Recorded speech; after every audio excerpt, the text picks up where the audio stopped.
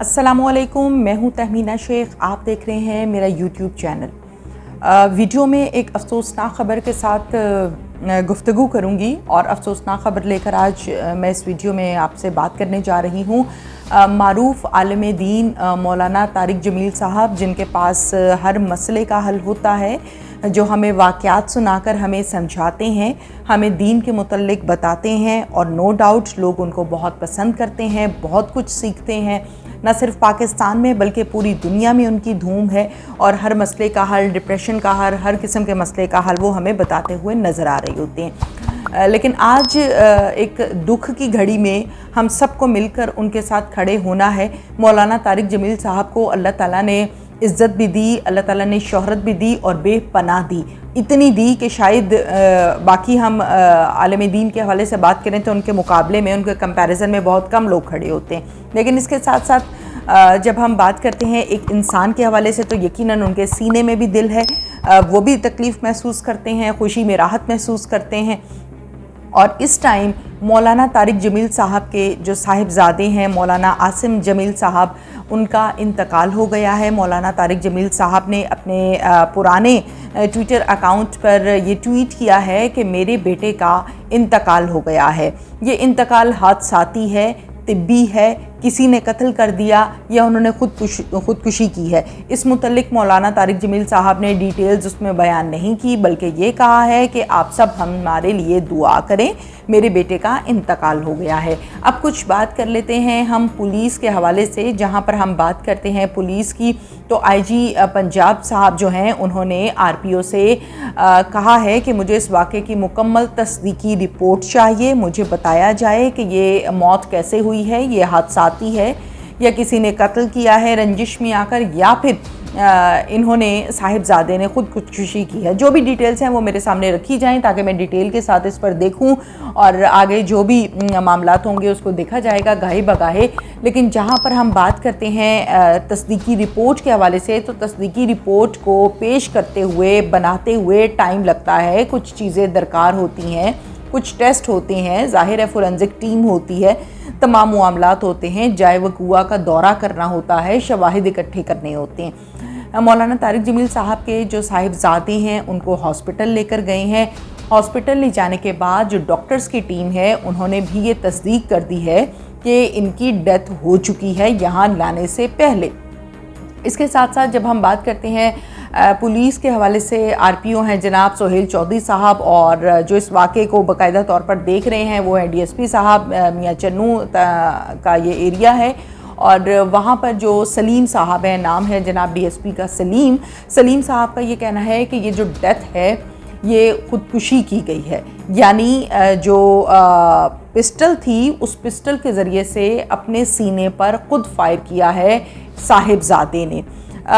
क्यों खुदकुशी की, क्या वजह है, इस बारे में अभी तक कुछ डिटेल से पुलिस ने नहीं बताया, लेकिन ये तस्दीक ज़रूर कर दी है कि डेथ भी हो गई है और ये ख़ुद से फायर मारा गया है और डेथ हो गई है, यानी खुदकुशी कर ली है।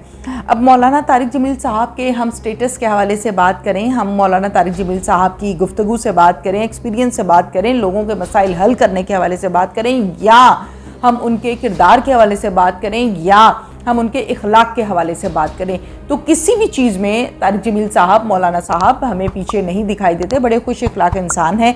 तो फिर इनके बेटे के साथ इस किस्म का मसला क्यों दरपेश आया कि वो इस नहज तक पहुंच गया कि उसने खुदकुशी कर ली, ये समझ से बालातर है। लेकिन इस टाइम ये जो ट्वीट है, इस टाइम जो ये गुफ्तगू है, इस टाइम जो ये हर इंसान अपने अपने कमेंट्स दे रहा है, वो तमाम के तमाम लोग अपनी अपनी जहनीत के मुताबिक इस पर बात कर रहे हैं और कह रहे हैं कि जनाब ये ऐसी कौन सी बात हो गई थी तो उन्होंने ऐसा कर दिया। इस टाइम हम सबको मिलकर जो वक्त की नज़ाकत है, जो होना चाहिए, वो ये है कि हम मौलाना तारिक जमील साहब के साहिबजादे मौलाना आसिम के लिए दुआ करें।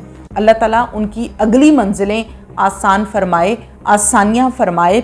बाप को अल्लाह ताला सब्र दे, फैमिली में जो लोग और हैं अल्लाह ताला उनको सब्र दे। ये वो मौका नहीं है कि हम इस टाइम बैठ के ये बातें करें कि जी तारिक जमील साहब के घर का माहौल कैसा था, तारिक जमील साहब के बेटे को ऐसा क्या प्रॉब्लम था, क्यों इतना तंग हो गया, उसने खुदकुशी कर ली।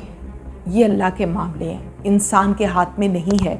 अगर कोई इंसान ये समझता है कि यही मौका है और इसी टाइम हमने गुफ्तगू करनी है, इसी टाइम इस किस्म की बातें करनी, कोई फ़ायदा नहीं है। एक दिन हम सबको अल्लाह के पास जाना है।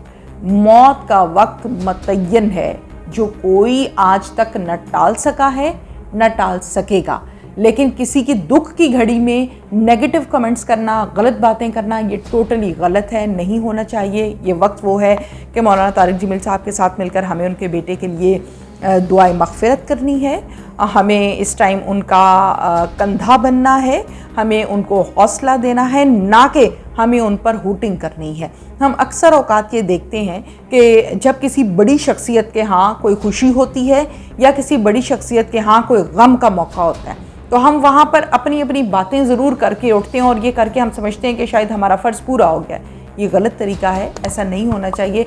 मौलाना तारिक जमील साहब ने बड़ी गिने चुने अल्फाज में कहा कि जी इंतकाल हो गई है, इंतकाल हो गया है और आप सब मिलकर उनके लिए दुआ करें। तो वक्त का तकाजा ये है कि हम सबको मिलकर उनके लिए दुआ करिए।